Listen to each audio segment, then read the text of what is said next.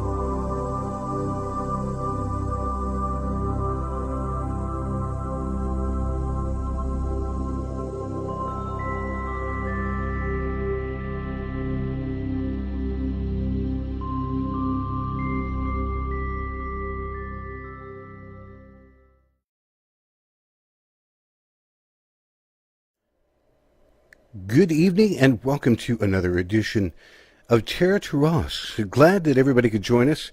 I see some people popping into the chat room already. Here on Facebook, we are live. For the people that are going to check us out on a podcast or on a replay, tonight's topic is about cleaning items. And we're talking about items that we would normally pick up either from antique stores or garage sales or auctions, things of that nature. And it's like, some people just don't realize the things that get attached to this. And this is one of the things that Pat is very passionate about the topic all the way around. There is no doubt about it. This evening, if you would, on my right, on your right, on the right-hand side of the screen is Reverend Pat Beers. How are you, Pat? Hi, everybody. I'm fine. Typically, on the left-hand side of the screen, we would have our other panel member, Heather Lynn. She is out this evening. I ran into just a little bit of an issue, but she's doing good. But she is out for the evening. Hopefully, she might be checking in on us here in a little bit. We'll be looking forward to having her back as quickly as possible. There's no doubt about it. Pat, you and I have spoken about this topic time and time and time again. And I don't know about you, most of the people that I run into don't quite believe that items are haunted, or I don't really want to use the word cursed. I would probably say possessed might be a better term for it. Have attachments, have guests that they didn't exactly invite. Yeah, and these are not always just spiritual people or ghosts, if you want to put it that way. There are times that some very heavy material gets attached to it, and it's not nice material. Now, to preface the rest of the show, folks, we are going to talk about possession of items. We are going to lightly touch on both angelic and demonic kinds of things, because that's what we're talking about this evening. So if those are items that might be a little bit beyond what you're willing to listen to, it's just kind of a fair warning, because Pat, like I said, Pat gets passionate about this. Pat, I'm going to jump right into it. There, I found online, I did a search for kind of like the top, I don't know. I would say probably like the top 4 or 5 or 10 things. And it's one of those things that I think I found a few of. And I see that my screen is already starting to hurt and jerk and have problems. See, yours is doing fine. I'm fine. What is this? I swear, I tell you what, I joked with a friend of mine that he made it for a couple of minutes into his show that he did the last night, and I didn't even make it a full 5 minutes into this one. might have some company. Well, I'm not directly sure what is happening here. Now, Tammy told you last week about Mercury going retrograde and it affects Oh, electronics and communication. I'll tell you what. There's part of it that just wants to make me go, really? Yep. Yeah, because even, well, you know what? Here's what's going to happen. For a few minutes, I'm just going to kind of disappear Okay. until I can see if I can rectify this. People are still going to hear me, though. Now, that I do know. And people are going to be able to see you. But I'm going to start out here by talking about the top 4 things that I kind of found, if I could put it that way. And we're going to list them somewhat in order, ironically. But the very first one, there was something called a die book box. I don't know if you've ever heard of that one or not. I have, yes. I've seen programs and talking about it and different things. Yeah. Okay. For the people that may not have ever heard about it, if you ever watched, back in 2012, there was a movie called The Possession, and it was based on the material from the Dideck box. So it was a heavy duty kind of thing. Now, the way that this kind of goes is that this thing was put up on eBay, if I'm not mistaken, back in 2003. And the guy that picked it up had turned around and said, yeah, I'm going to pick this up, and I'm going to use it to store wine. And he picked it up from an estate sale in Portland, Oregon. And that was, so take that back, it was back in 2001. Now, the story that goes with this is that this belonged to a Jewish woman who had lived until she was 103. And the box, she had always told people, housed a diebuck, or an evil spirit, and should never, ever be opened. And, of course, we know what happened. The guy wanted to store wine in this thing, and he turned around, and, lo and behold, all kinds of problems really started to happen. And he couldn't figure out why. So he turned around, and he wanted to get rid of it, and he gave it to his mother, who, within days, suffered a stroke. He turned around and he asked his sister to hang on to it, but it freaked her out because the doors on this thing would not stay shut. He tried to sell it, but he went back out a couple days later, and here it was back on his porch with a note that said, "This has bad darkness." And on and on and on it went. He couldn't get rid of this thing. Could not, for the life of him. So he turned around. I guess he gave it away, but it's changed hands several different times since 2003.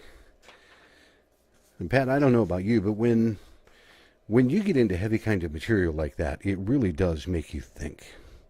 It certainly does. You know, this is not the only kind of thing that was going on.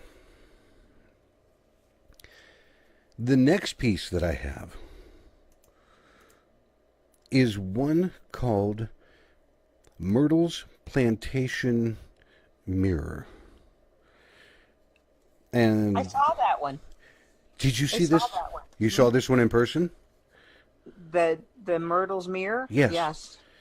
And the lady who was doing the tour had no idea really, and I didn't either. Our son lived in New Orleans at the time, and he had read that it was a haunted mansion, and knowing what I do, he wanted to go. And my husband was not real thrilled about it, nor was our daughter, but we all went. And it was fascinating. It was absolutely fascinating. Because it turned around. The story that goes with this one has one of the many stories that are attached with this alleges that Sarah Bradford Woodruff, one of the plantation's ladies, and 2 of her 3 children died in 1824 from poisoning. Mm-hmm. But even so, they never quite managed to leave. They said the spirits are trapped within an antique mirror on display in that house, and that's this mirror. The strange marks often appear on the surface, and those are marks that people can't remove. They can't scrub them off. They can't get rid of them. Handprints, things like this, until they go away all by themselves. And I think, now, if I'm not mistaken, mirrors are one of the things that are common, and I do mean really common, as far as having something attached to it. I'm dancing with words tonight, I'll tell you that. Can I give you a little background on that? Yes, please. What happened to the wife and the children, it was a slave, and I don't know if she was in love with the owner of the plantation or what it was. And I wish I could remember the name of the leaf. That anyhow, she she cooked it and put it into a cake that she had baked for one of the children. That was one of the deaths. And she would cook these poisonous leaves and use the liquid from it when she cooked for the family. She later Wow. hanged herself on the porch of the plantation. Really? Hmm. That's what I remember. Now, I'm sure there's a lot more to it than that. Yeah, but when we went in, I felt that mirror was a portal. And of course, the guide was saying, oh, this is believed to be cursed and blah, blah, blah. That whole place, a lot of the furniture in there, they tried to restore it to what the furnishings would have looked like. Mm-hmm. So they hadn't care where it came from or what. They just put it in the house. So it was kind of interesting. Wow. See, now, there's a lot that goes around with that, because I was talking with a friend of mine, and he had turned around and said that he's had some... The following is intended only for mature audiences. Always consult legal and medical professionals when needed. Viewer discretion is advised.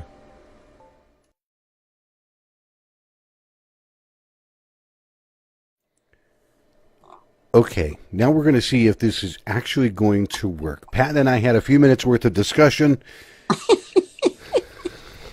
Here's three things. We are talking tonight. Tonight's topic is about cleaning items that you would buy from antiquing or from anywhere that you're going to out and do things.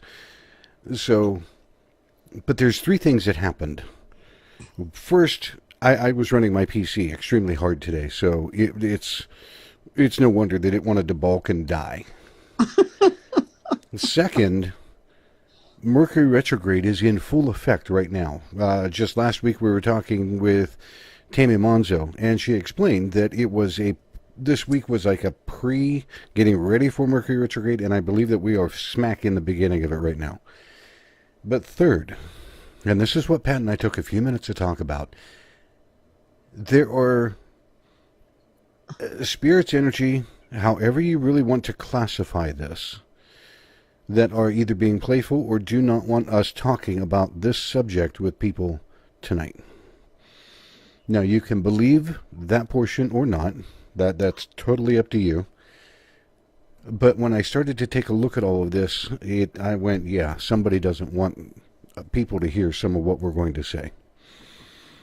So, Pat and I were talking, and I'm hoping, if it doesn't happen, I'm sure Shelley would have run back and told me that, and thank God, she was watching the show, and she came back and she at least told me, not only could she not really see me, she could not hear me. And I'm like, so we had to restart our show. But here's the thing. We're talking about antiquing. This is Reverend Pat Beers is with me tonight. Heather Lynn is off tonight, and she's probably going to sit and laugh about this entire thing. I'm sure she is. I bet you Tammy Monzo is too, This is one of those things that it's just, you can't make this stuff up. So what we were doing is we were talking about, I jumped online and I found a list of items that are kind of well known. And I got through two of them before everything just absolutely went and it was gone. So I'm going to start over again. The very first item that has been purported to be haunted or possessed was something called the Didac box. And this was a box that a gentleman had bought in 2001 from an estate sale in Portland, Oregon. And it had belonged to an old Jewish lady who had lived to be 103. Now, she had told people that this box housed a diebuck, or an evil spirit, and should not ever be opened. Well, okay, this guy apparently didn't really pay attention or did not believe, which some people really don't. He opened it up because he wanted to use it as a wine storage kind of thing. And when he opened it up, of course, all kinds of mischief and all kinds of hell really started to happen. He gave it to his mom to get it out of his house. And within a few days, his mother had a stroke. So it came back to him. And he tried to give it to his sister, and his sister freaked out and brought it back to him, saying the doors won't stay closed no matter what. And he tried to give it away or to sell it to somebody else. A couple days later, came back and was on his front porch with a note that said, "This has bad darkness," and so on. Now, ever since 2003, this thing evidently has changed hands several times. And so it does not surprise me when you see items like this. Now, Pat, the next one. Yes, sir. The next one, Myrtle's Mirror. Now, you had said, and I want you, I'm going to read through this just real quick, and then I want you to tell me the same thing that you told me earlier. Myrtle's Mirror, on the things that I could find, it was Sarah Bradford Woodruff, one of the plantation's ladies, and her three children, had died in 1824 of, pronounce that for me, Pat. What's that? Oleander. Oleander poisoning. Mm-hmm. But they never really managed to leave. And this thing, a beautiful, beautiful looking mirror, hangs on a wall at this plantation. And they say that there are things that will show up on it. Marks, handprints, things that they can't scrub off of the mirror. Nobody knows how they got there. One minute they're there, the next minute they're not.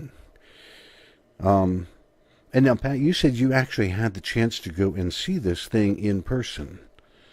It's probably been 20, 25 years ago. Our son lived in New Orleans, and knowing what his mom does and that I had an interest in it, we went over there to visit. And from what I remember, and Melody can correct us in the chat room because she helped me out with the oleander leaves, it was a black servant.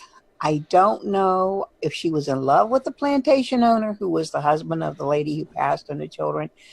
I do remember her baking a birthday cake. She had cooked the oleander leaves and used the liquid from that in the cake, and that's what poisoned at least one of the children. Oh. She later hung herself, I believe, on a porch there.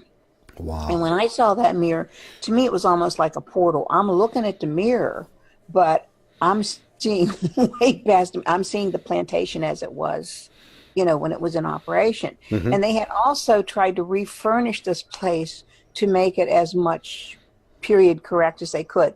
And there was so much stuff in there that was haunted. It was just crazy. It was just absolutely crazy. Wow. And my non-believing husband even felt some stuff and saw some stuff, but he didn't want to talk about it. But he went outside. Really? With our daughter, because she didn't like it either. So the son and I went through the house. Oh, my. Oh. Now, did you feel anything else throughout the house, or was it like a really strong presence right there at the mirror? Real strong presence at the mirror. As I remember, it was kind of like in the hallway where you would come in the front door. You could come from the back of the house. We went in the back, and I think we went into a kitchen. But different places, it wasn't all the same. It's different places had different feelings. Wow. Because, again, I think of the furniture that they had brought in. They didn't care where they got it from, just so it was from that period. Mm-hmm. Very interesting. Wow. I felt it was a portal also, as well as having... That enough to me is enough to scare the hell out of me. Because here again, folks, these are not things to play around with. Right. This is... You might see Hollywood movies and stuff and talking about possessed items or items that are haunted or items that have more of a demonic presence, and people laugh it off. They've been cursed. They can be cursed as well as just having attachments. But these things are out there more than people know. These things are all over the place, not to that kind of an extent, but you don't want to bring any of this stuff into your home unless you clean it. And Pat's going to talk about that here in a minute. Now, there was another one that you had spoken about. This one is called Robert's Doll. Yep. Now, it's in Key West, down in Florida. Robert Eugene Otto, or Gene, as commonly known, was 4 years old. He was given a doll as a gift. And as the story goes, the doll looked kind of human, but kind of not. He wore a sailor suit and carried a toy of his own, a miniature stuffed lion. Mm-hmm. Gene named him Robert, and from the moment he first appeared, weird events plagued the entire family's home. Gene's parents would periodically hear Gene giggling with someone. They would hear someone giggling with him. An unknown person with a deep-sounding voice, and as they walked by his closed bedroom door, furniture overturned in rooms in which Robert sat. Gene began having horrible nightmares. Toys would disappear and reappear, only to be mutilated. And wherever something went wrong, Gene would utter the phrase, "Robert did it." Even after Robert was banished to the attic, passerbys claimed to see a small figure moving from window to window. And they believe that this thing is truly cursed. They warn people, don't even buy a replica of this doll. Don't even think about bringing anything home like that. Because whatever's attached to Robert, if you buy a replica, you're buying a portal or a gateway for that thing to come bouncing into your replica doll. Would you agree that that's true, Pat? I would agree. If you watched Ozzy Osbourne and his son Jack's Weird Adventures, they went to Key West, and Jack bought a replica doll, and I saw that one too. I went to Key West. My son took me to Key West last year in April, and I have friends who live down there, and they got us tickets to all kinds of wonderful things. And one of the things that we did was this tour of this haunted. They say don't take a picture of it unless you ask permission first. And it was very interesting because right after Jack bought that doll on their trip, all kinds of things started happening. Ozzy was scared to death of it. Really? And he finally took it someplace where they were doing demolition, and he blew it up. He literally had it blown up. He tried running over it with the car. I mean, he tried all kinds of stuff, and yeah. So I do truly believe that. I do too. Now, again, folks, these are not made-up stories. These are things that are actually out there. They have a history that goes with them. And the last one that I've got is serious in nature. Now, what I'm talking about is a doll by the name of Annabelle. Now, I will tell you flat out, this doll scares the hell out of me, okay? Even doing what I do, this doll scares the hell out of me. The only reason that I will put its picture up is because the lady is standing right next to it. The doll that I'm talking about is called Annabelle. And the lady that you see in this picture, her name is Lorraine Warren. Now, if you have ever seen the movie The Conjuring, okay, if you've ever seen that movie, I'm going to flash another picture up here. In the movie, they have where the people that are playing Ed and Lorraine Warren are giving a speech and a lecture, and it pans out into the audience. Now, right here in the front row of this audience, this old lady that is wearing a black jacket and a white collared shirt is Lorraine Warren herself. She not only was on the set to make sure that things were correct and factual, she was on the set to make sure there did not have any problem. You see, because what happened, they wanted to borrow Annabelle to make this movie, The Conjuring. And Lorraine Warren said absolutely not. People, and here again, just like Robert, they have to ask her permission to take pictures of this thing. No one, and she is emphatic, no one is allowed to open that case and take Annabelle out. No one is allowed to touch Annabelle. Nobody. Nothing. And it's only been recently that they have really started to open up and show. Lorraine has shown her home and all of the things that they have collected. But this thing is the scariest. Okay? And I'll read some about this. It was purchased from a hobby store in 1970. The doll would later become known as Annabelle. Spent a considerable amount of time terrorizing a pair of nursing students before paranormal experts Lorraine and her husband Ed Warren were called in. Although initially the spirit within the doll claimed to be that of a young girl, Annabelle Higgins, who had been found dead at the age of 7, eventually became clear this was not the case. The Warrens determined that Annabelle was actually a demon, posing as the spirit of the little girl, and even worse, that she was intent on stealing one of the nurse's students' soul. Again, folks, this is not make-believe stuff. And I'm not trying to scare the hell out of people. I'm trying to educate. And Pat's going to tell you the very same thing.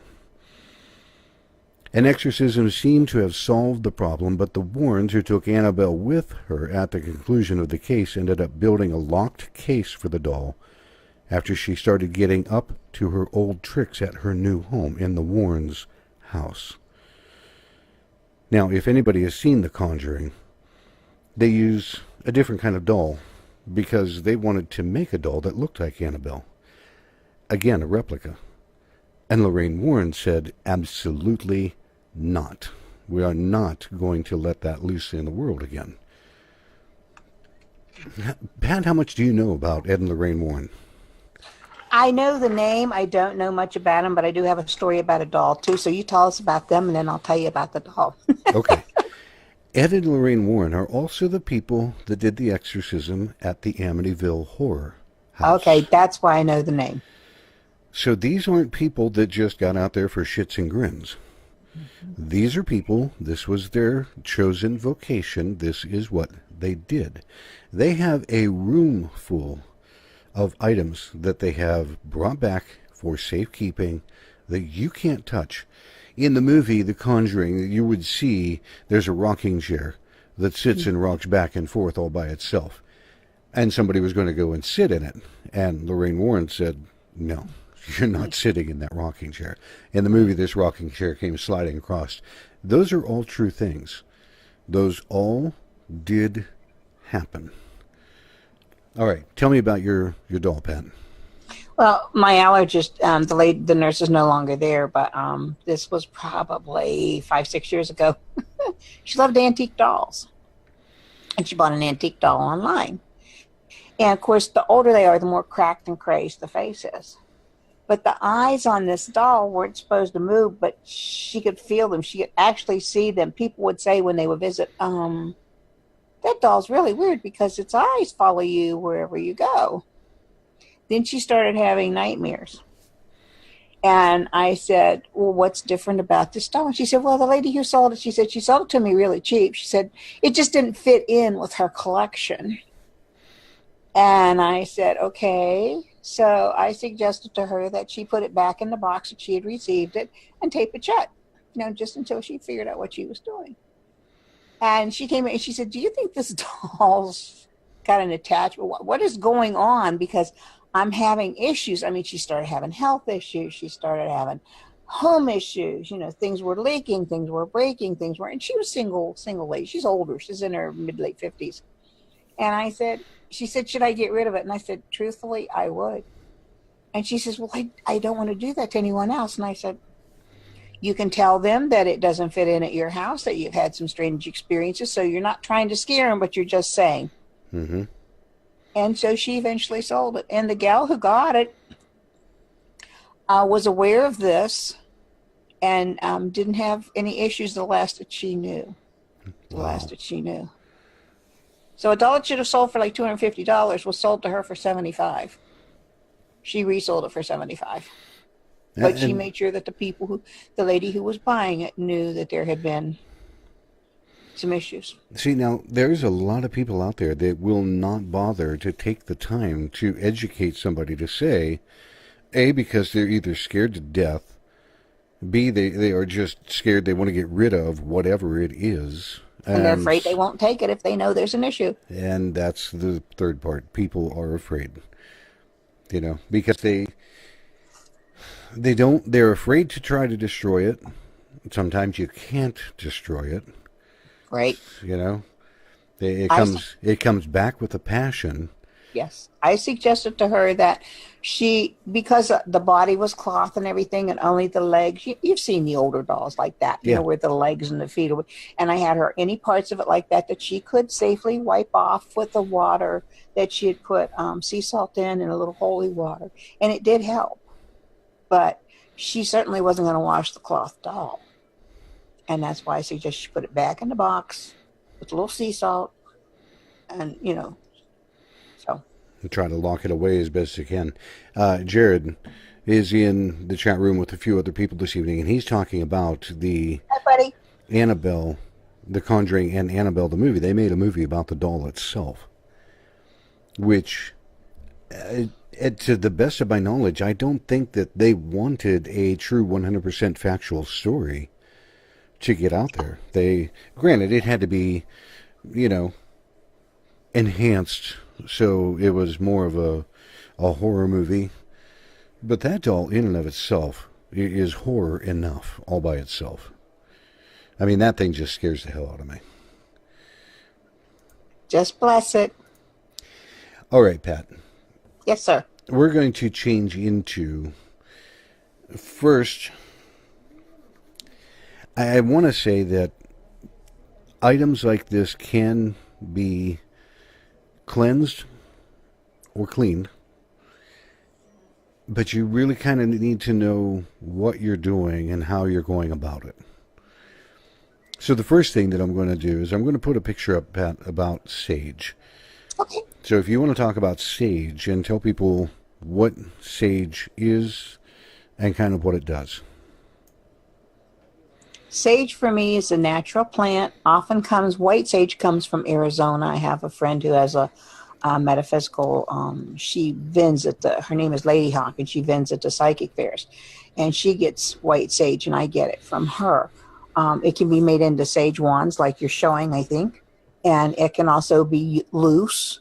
When I do seance or anything, I always ask that people we go around there, they stretch their arms out and they have to lift their feet. And we use the sage smoke front and back, smudge all around them. When I'm cleaning an item, I will do the loose sage in a bowl and I will pass the item through the smoke. And I will turn it so that all parts of it are touched. You can use it to clean your house. If things have been going crazy, you just, sage your home. Open a window in the room that you're clearing, and make sure you do the closets and in crawl spaces and basements and attached garages and anything else. But you use the smoke and you open a window or open the door so that the negative energy can leave. The worst thing you want to do is sage and not give it a place to go, because it will get very irritated with you. And if you think you were having fun before, wait now, you'll really have some fun. You can take sage. Jared has liquid sage, and I'm not sure how they make it, but I have put sage leaves in a spray bottle with water, with a little sea salt, with a little holy water, and I will use that if I can't use sage because I don't want the smell. But it's Now, very here's a question.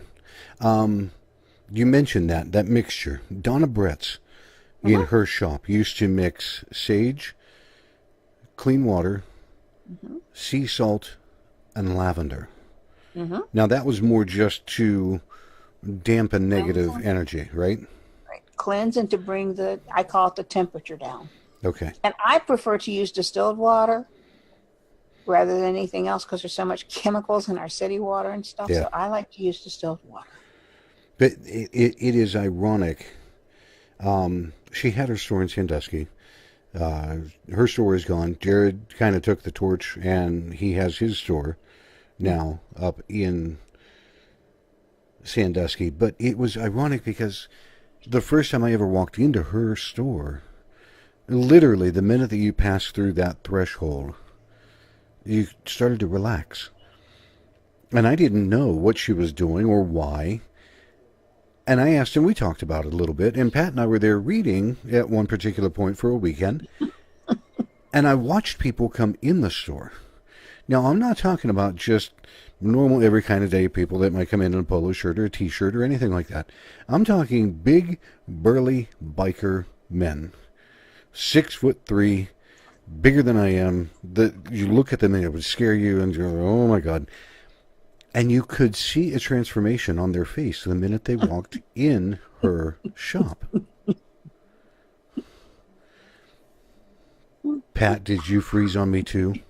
Yeah. I hear you. They relaxed. Yeah. See, this is wholeheartedly, I'm telling you, this wholeheartedly Yep. is... Oh, wait. Did it come back? I haven't touched anything. I've been sitting here being good. Nope, it completely froze you this time. See, this is what I'm talking about. Yes, this is Mercury retrograde in action, but, and I do say but, there's other things that are at play.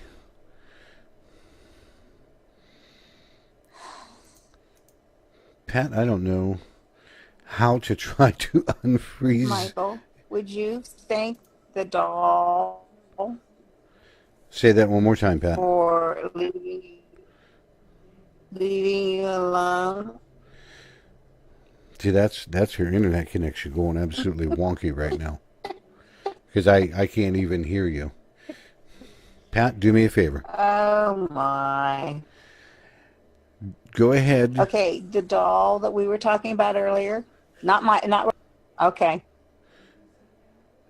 Here's what I want you to do. I want you to go ahead. Oh, there you are. And magically, you're right back. Okay. Okay. The doll that you were talking about. What I did was I thanked Annabelle for allowing us to talk about her tonight. And I thanked her for leaving us to go on and do our program as intended. And the minute you did that, look what happened. Mm-hmm. Folks, I'm telling you. They want to be acknowledged. They don't want to be made fun of. They don't want, People think that you and I are off our rocker. Honest to God. If you didn't know us and you just met us, what would you think? It's true. But I don't think the same thing to where we had a perfect example of the Mercury retrograde last week, where things went kind of wonkers, to this. This is a perfect example. Not only did Pat's entire video and audio start to go absolutely south, but the minute she said, thank you, and we just want to continue with our show, like that, she was right back. Now, do you remember, I want to tell them about the three little minions I saw behind you. Right before the last show crashed. Yeah.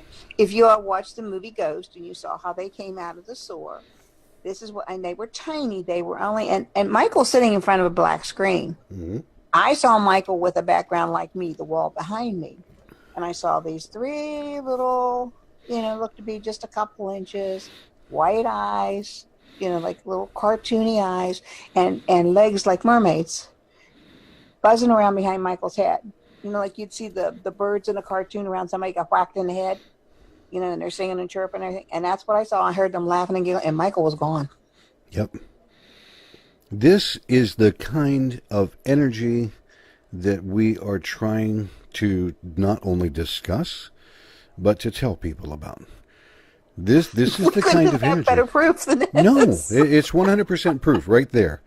And for people that don't know, electronics are the very first thing that any spirit, any energy, any negativity can screw with the most. Mm-hmm. Hands down. Because it's electronic circuitry, it's electricity. Mm-hmm. And because they are nothing but energy, they can interact and affect this immensely. And that's living proof. You're right, Pat. You could not ask for a better understanding of here's what's really going on. This is not stuff to play with, folks. This is serious. There's no other way about it. And can I add something? If you have preteen children in your home, please do not let them watch the paranormal programs. There used to be some kids on from Penn State that it was a true study, it was a true thing, and they would go out and they would clear energy from houses and people. I have had several incidents of parents calling me because their kids are watching this stuff and then stuff starts happening in their house. They're young, they're receptacles, they don't know what they're doing. I do feel, and I don't know if it's true, but I do feel that that energy, if they're young and preteen and they got all that energy going and they got those hormones going, that they can go etherically and connect to these kids. I have felt that for years. I would 100% agree, because they are not pre-programmed in any way, shape, or form. This is something new. Check this out. Look what happened. And play with it. Play with it. Let's play with it. That's the worst. That is the absolute worst. Mm-hmm. Okay, we talked about sage, and we talked a little bit about smudging. Let's say, for grins and giggles, Pat, that you went, that I went antiquing, and I found a cute little jewelry box that had a 120-year history to it, and it came from down south or came from Europe or somewhere. And I bring this thing home, and I put it in my house, and I start to put my odds and ends in it. And I notice things being depressed. I notice I'm not sleeping as well. I notice that I'm irritable, that communication with my wife became sour. What do I do with this item? I would sage it. I took a class with Mary Ann Wachowski, the Ghost Whisperer, 30-some years ago, and I don't know where my information is from that. And we were up near Cleveland at a Happy Day something or other. It was kind of a retreat center. She had this really, are you all familiar with the little, they're little boxes about yay big. They almost butter dish size, or maybe like a little trinket box kind of. Mm-hmm. She brought one and it had the dragon on it. You know how they have the dragon on it? It's that light gray and the dark gray. Beautiful. She passed, I think there were 30 of us in the class. She passed it around. She asked each of us to write down what we felt from this item. When I took the lid off, I immediately smelled like a dead carcass. You know how you'll smell an animal that's dead in your yard and you didn't know it was there. Like, oh. She passed it around. The history behind it was during World War II, this gentleman had been killed in Japan. And he was engaged before he went, and he had bought this as a gift for his fiance. The people in Japan who made these items were so angry at the war and how many lives were being taken and whatnot, they cursed all the stuff that they made. Okay. The young man got killed. They put it in a body bag with him. It came back to the States. His fiance put it on her dresser. Okay. Now, not too much happened to her, and about 5 years later, she became engaged for the second time.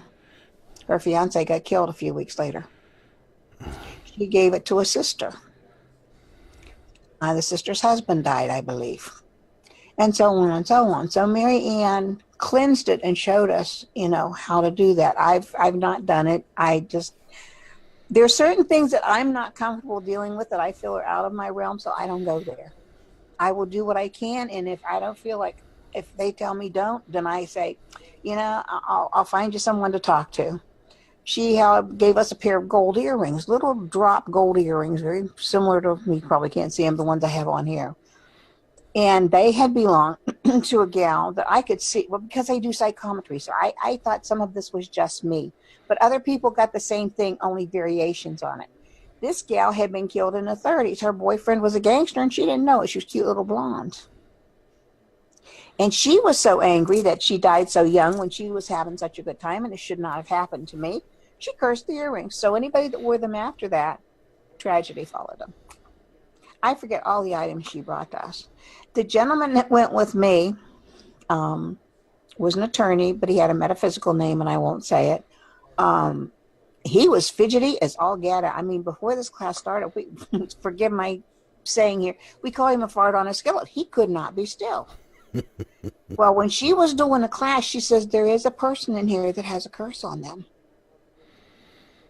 And everybody he sat down next to would move. So he ended up sitting next to me. And I said, it's okay, just sit down, chill. Well, it turned out it was him. He was divorced. He had been married. He had a son. And she decided to divorce him. He was an attorney. She decided to divorce him because he spent too much time at work. And she was from, like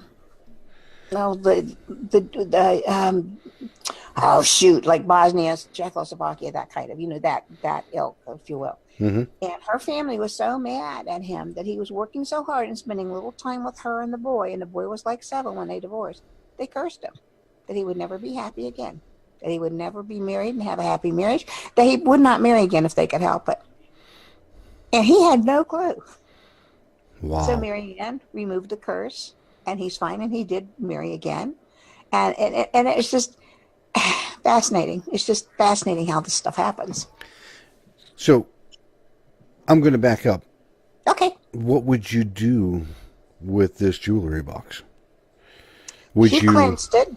No, what would you do if I came to you and I said, I'd probably send it to if I came to you and I said, I bought this, and ever since I bought this, I'm having nightmares and bad dreams, and I'm irritable, and I'm not sleeping, and I've got all these problems.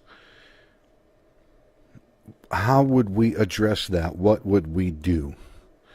Back then I didn't know. But my what I'm being told by Spirit now is I would wrap it, and I would put sea salt in it. I would put some sage in. I would try to cleanse it, first with the water and the sage and sea salt and all that.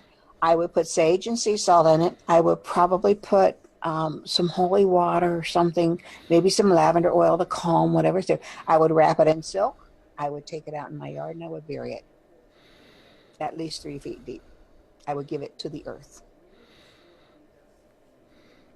Now, folks, you've got to understand, this is not really hypothetical. These are the things that happen more on a daily basis than I think anybody would really want to pay attention to, comprehend, or work with. These are the things that we run into. Oftentimes people will come to a fair, if there's a psychic fair, or if we're at a shop or something, and people every now and again will bring some of these items along and saying, I don't know what to do with this. And that's exactly why I wanted to talk to Pat. That's why she is so fanatic about this stuff, because people don't get it. Well, I have to tell you, I was bad. This weekend I was down in Weirton at a fair. And a lady brought some things in. She has the antique stuff from time to time and odds and ends. I can't even remember what I bought. It was something tiny. Oh, and I usually cleanse things with my intent, with the white light. I hold up my hands. I ask Mother, Father, God, the angels and guides, and St. Michael and all the others to come, please, and cleanse any previous energy from this item. So that if I bring it home, when I bring it home, I'm bringing it into my home free of the energy that was attached to it when I got it. Mm-hmm. Sometimes I will, if it's an item that can be washed, I'll take it in a bathroom, run cold water on it. See, that water is the pure white light of God. And thank them for cleansing any and all energy that was, just like when you buy a crystal or whatever. I always tell people, hold it in your hands and thank the angels and God and everyone for removing any and all energy that was attached to it. The person was working on it may have been very angry. Even though I chose that stone, it may carry a little bit of that anger. And so I forgot to do that. And before I left that place, it's like, dummy. And I immediately looked at all the things. I don't remember, that might have been up at Brook Park. But anyway, I asked that any and all energy that be on these things before I purchase them be removed. And these are the small things. Oh, these are just... They are just as susceptible as the big things. Pat was talking about a crystal. Ironically, I bought a piece of selenite. Just a beautiful little piece of selenite. But when I first picked him up, he was not happy at all. And you could feel it. And I said, well, I'll tell you what, buddy. I got other things. Let's go home. Now, all the way home, I've got it in my hand because Alex was driving. So I'm sitting there all the way home and trying to work some of this negativity out of it. I bought Shelley a large piece of selenite, almost a foot long. That one was very different. That one was happy. It was happy to go, let's go on. So you've got all kinds of things that are out there. You've got furniture, jewelry. If it has any kind of age to it and you're finding it at an antique store or at an auction or at a garage sale, two things. First, look at the price. If you see something that looks like it's worth about $400 and they only want $100 for it, that's a big warning sign. Anything that is priced so cheap that it goes, that's a really good buy. That's warning number one. Warning number two, when you pick that item up, the first feeling that you have is something that you have massively got to pay attention to. Did you feel an electric jolt? Did you have a quick remembrance of a horrible time in your life? Did you have... It's trying to connect to you in order to go, come here, I want to grab hold of you and I want to attach to you. So when you pick things up, stop talking to whoever you're with. Pay attention to what you're doing. Because if you have those two warning signs, I kid you not, I don't care how good the bargain is. Pass. You want real antiques? Go to an honest-to-God antique dealer. Don't buy the $75 thing that should be $500 because it has a problem. Would you say that's about right? I'd say it's about right. And can I tell my story about my friend's son? Absolutely. Okay. It's probably about a month and a half, 2 months ago now. Got a call from a very dear friend, and his son lives south of us, down around the Dover, New Philly area. And he's living with his girlfriend who has custody of her, I believe she's like 3 or 4 years old, granddaughter. They had wanted to get some new furniture, so they went antiquing, and they bought 2 nightstands, and they bought a dining room table set, and they have, of course, the baby monitor that they can see and hear in the little girl's room. And every night before they put her to bed, they read stories. They often read Bible stories. They're religious, and they didn't have the 2 nightstands in their bedroom very long, and stuff started happening. And she had a gun case, and she had a gun safe, and they were in a closet in their bedroom, and the little girl would wake up in the middle of the night screaming, and they couldn't make any sense of it. And so they went in their bedroom to go to bed, and the closet doors open, and both guns were in the safe, thank God, but one gun case was laying in the middle of the floor. Each one accused the other one of having done it. They didn't. The little girl screaming about the man. I don't know if these two, the nightstands came from one place. I don't know if the dining room table and chairs did not, but they're extremely heavy. He said he had to go down and help his son move the stuff that was so physically heavy. So I'm picking up on this is the issue. I couldn't get much from it, so I called a friend of mine, Brenda Miller Brand. And Brenda does the same kind of work, and she's very good at this. She said she picked up on the man, and the man kept saying, I want what's mine, I want what's mine. Well, there were secret drawers in this thing that they didn't know were there. And the guy obviously thought he had left something there. And so we talked to him, and we told him that he could create whatever this furniture was on the other side, that whatever it was that he felt he left in there, he could also create that there was nothing in this furniture. And I said they needed to cleanse it. Well, he had met me, and she was so afraid that I was going to bring evil to them. She wasn't sure she wouldn't talk to me. So I said, first thing you got to do is get that furniture out of the house. You need to wash it down with salt water, with holy water in it, and you need to sage it. So he had his poor father come down the next day, and he'd only moved this stuff into their house like the week before. And they took it all out, and that's what they did. Well, when they took the furniture out of the house, this is a 2-story house, this gentleman went down in the basement and would bang on the side of the washer and dryer all night long. He was so unhappy. So again, Brenda was very helpful with this, and so between the two of us, we got the guy to, go to. I don't know if we sent him to the light. I believe we sent him to the light, but I was so irritated. I mean, oh my god, I couldn't get over the guns. I couldn't get over. But once they cleaned the furniture up, they could bring it back in, and everything was okay. As far as I Wow. know, I have not heard another word. I talked to Dad, and Dad says, as far as he says, it must be okay because I haven't heard anything. These are the things that people just they don't know because again, society stopped talking about this kind of stuff. They turned it into glamorized horror movies for entertainment. This Entertainment, is usually. I am not entertained. I am not Russell Crowe in The Gladiator. I am not entertained. This is nasty kind of stuff. Well, and the thing that bothers me, and I love ghost hunters, and Brenda's one of them, but when people who don't know what they're doing go into homes and they sage, they don't open the windows, they do whatever, oh, they just stir stuff up and they piss them off, man, and then they're really going to start having issues. Let's take a minute. And I'm not going to run our show too much over because I already feel like we're starting to press our luck by going this long and not having a problem. Let's take a minute. Cancel. What's that? Cancel. They're I being know. good. They made See, their point. she, this is why I call Pat my probation officer. I kid you not. 18 years.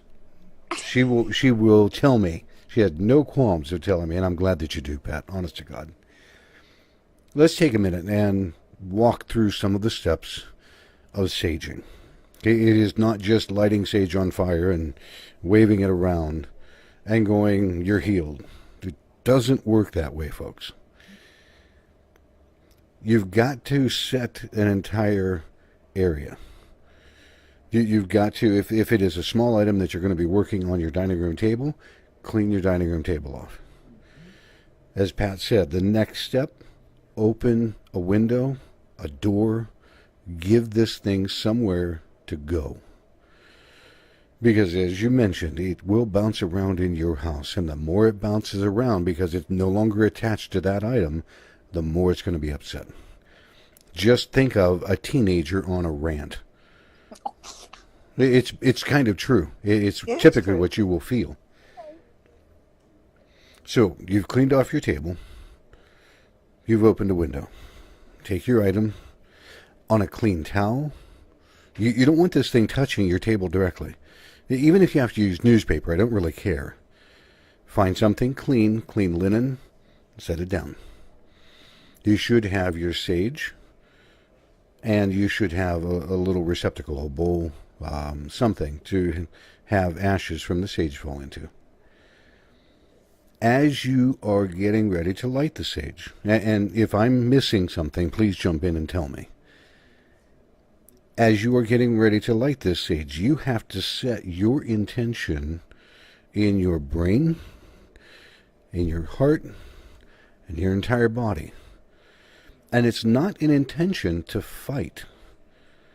It is an intention to say, we need you, whatever, that this isn't where you belong anymore. We want to help you break the bond between this item and yourself so that you can be free to go. But you've got to have that intention. If your intention is to sage, to fight, going, I am going to cast you out, buddy, I tell you what, you have just set the entire stage for some hellacious things to happen. I will almost guarantee it every day of the week. Once you light that sage, you need something similar to a mantra. Something that you're going to repeat a couple of different times. For Catholics, it's almost like talking or praying the rosary. For Christians, it may be reading or thinking and saying Psalm 23. For people that are non-denominational, whether you are thinking Wiccan, Mother Earth, keeping that white light positivity encapsulated within you while you are going to go through this. As you are saging, and as Pat said, you're going to have to pick this up and you're going to have smoke running all over it. Okay? It's not just a little bit. You've got to fan the smoke from the sage into every nook, crevice, cranny, front, back, upside down, open the lid, in drawers, I don't care. It's all got to be done. Mm-hmm. At that point, you should be able to feel less weight physically. You should be able to feel a sigh of relief. If you still feel this tension, then yes, you are going to need better cleansing materials, some holy water, sea salt. You're going to need to take the additional step. Once you have done all of that, dependent upon how bad this thing was, maybe time to either get rid of it, find a new home for it, do something. Most items that come across that are that kind of horrifically bad stuff, they're not things you want to hang on to. Okay? And don't take it to your local pawn shop. Because then all you're doing is you're passing the buck to some poor unsuspecting person that might have a 3-year-old that is more susceptible to this stuff than you were. Cleansing this thing, half the time, maybe a little bit more, will get rid of it or release it to be able to go out and find more purpose in life or the afterlife. Sometimes all you are managing to do is at least lock everything in place. And there is no easy way to tell between the two. No. Would you say that's about right? I would say that's about right. And always ask the angels to come and help you. They can't help us if we don't ask. Thank them for being there and helping you to free whatever this is and allow it to be at peace. Now, in conjunction with this, just like when you said and recognized Annabelle, Mm-hmm. and you said, thank you, we just wanted to talk and let people be aware, and we're going to continue our show, and you, everything magically came back together. How do you set your own personal intention? I was so wrapped up in hardware going wrong that I knew something was happening and I was aware of it, but it never dawned on me to think in that fashion because it's exactly what we were talking about. How do you set your intention to begin even a quick process of doing that? I just ask my angels and guides to be with me. I ask St. Michael to come. A lot of my friends will ask the angels of the four directions. I just ask them all to come and to help whatever this energy is to be at peace. Either that it be transmuted, sent into the earth so it can be transmuted, so that it recognizes that it's free now. It no longer has to be causing havoc. And I bless it and release it to its highest and best use. Now, that should be something for people to ponder. Please understand that what I'm going to say is just for the sake of saying it. I am no slouch at what I do. Okay? Right. I consider myself to be fairly competent and fairly good at what I do. You are. But even this was something that escaped my attention because I was so focused on something else. This is how things happen. But you don't encounter this. You don't go clear houses and you don't go, oh yeah, that's Aunt Tilly. It's okay. I just always, the biggest thing you can do is ask to be engaged with only the highest and the best of the light. All negativity is hereby banished because we don't want to cleanse us off of something to release it something that's going to use that even more to empower themselves. Yep. And this is what I'm trying to tell people. Here I am. My attention was drawn in a very different direction.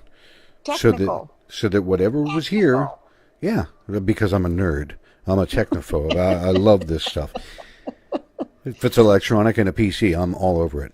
But here I am. My attention was drawn in one direction so that it could cause mischief in a different direction. That is how it always happens. It will be the misdirection. Look over there, and meanwhile they're over here causing havoc. It's like a magician. A magician wants you to look at this while it's over here doing that. Uh-huh. And thankfully Pat caught that. And check it again. Go back and watch the show. The minute that she stopped, recognized what was going on, and took care of it, everything's fine. Can I tell you a cute story about my son? Yes. When he went to work, when he first went to work for Marriott, he was at the big Marriott in New Orleans, right at the entrance to the Canal Street, right at the entrance to the French Quarter. Now he's grown up with this stuff, and he's in his late 20s by now. Yeah, ma, whatever. You know how kids are. Yeah, ma, whatever. Daughter's kind of made peace with it. The boy's like, yeah, talk to the hand. He's there. He's in his office down in the basement. It's a whole city underneath the hotels. That's where the laundry, the housekeeping, the kitchens, everything's in the basement. They would bug the living daylights out of him. First few months he was down here, he thought he was losing his mind because Spirit would come to him and say, I'm here, I'm here, I'm here, I'm here, and try to talk to him. I said, honey, acknowledge them. I see you, and I know you're here. I am so sorry. I am busy. Can I talk to you later? And this went on for, I know, at least 6 weeks after I talked to him. But then it finally quit. All they wanted was to be acknowledged. Once he acknowledged them and said, it's okay, I know you're here, I'm sorry, I can't talk to you right now. That's all they wanted. And they left him alone. People that are theologically inclined, metaphysically inclined, people that have that white light in them. Which attracts them like bugs to a light. It is. It's moth to a flame. You turn the front porch light on and you've got all this stuff coming around the porch light. People are porch lights walking around. And things that have crossed over, and the negativity goes, hey, look at that light. Zoom. And here they come. You know? There's a great awakening going on right now. People who have never noticed this stuff before are noticing it. Just like our Heather. You know, her aunt and her mom. She thought she was crazy because she kept hearing things and feeling things, and it's perfectly normal. There's in all the years that I've been doing this, just a few, I'm noticing more and more that friends or people who don't know me, just in general conversation, you know, they're awakening. And it's okay. It's okay. You're not crazy. You know, you're training the rest of us who are a little bit crazy, but it's just an acknowledgement thing. And the best thing you can do is, I only want to talk to the highest and best of the light. All negativity is hereby banished. If you're not of the light, please go to the light. Be gone. Don't get scared. Yeah, don't try to fight, folks. It's the worst thing that you can do. Don't try to fight unless there is a reason. It's the same principle we teach our kids. Unless you have an absolute need to fight, please don't do that. Like Pat said, acknowledge it. Hey, I see you, I hear you. I'm not your person. You need to go find somebody else, but thanks for stopping by. Mm-hmm. And they will. Most of them will take off. All right, Pat, in closing, what might you have to say to people if we missed anything? Just don't be silly. In all these things that we do are not a game. If your loved ones are coming to you or you pick something up and you get hit, put it down, walk away. You know, just kind of take your hands and say, okay, thank you. You're not for me. I bless you. I release you. And I'm gone. I like to call on St. Michael a lot. Yeah. Yeah. What she said, folks. Big time. What she said. All right, we're going to call it an evening because we're already right up to the time that we normally would have stopped. For everybody that is in the chat room, thank you all for bearing with us while we had some technical difficulty. Pat was doing fine. She was good over there. It was on my end. Pat was sitting here laughing, going, okay, Michael, have fun. Hey, yeah. And you know, you can always contact Divine Awakenings. Jared is very, very knowledgeable about this stuff. And he has, you know, I'm thinking about his thieves vinegar and blah, blah, blah, and Florida water and all these things that he knows about that I don't know a lot about. I have used, but he's very knowledgeable about this. Divine Awakenings in Sandusky. Fantastic. That's a good thing to do because at least it gives people somebody to call, somebody to say, I might have a problem. So give them a call. Divine Awakenings, Sandusky, Ohio. They're on Tiffin Avenue. That much I do remember. Good deal. 1006. See? 1006 Tiffin Avenue. Check that out. And people say I've lost my marbles. Well, folks, it has been an eventful kind of evening. There is no doubt about it. Next week, even though the sign at the end of our show is going to say we'll be back, next week we're going to be taking a week off. The girls, the ladies on the show, they're just going to kind of take a week off. I'm going to be taking my wife out for our 20th anniversary dinner. I'm taking Shelley out on a date. So we will be gone next week. The following week on the 13th, Pat, you're going to be traveling, if I remember correctly. I will be in Texas visiting family, my nephew and nieces. So we will be off on the 6th, which is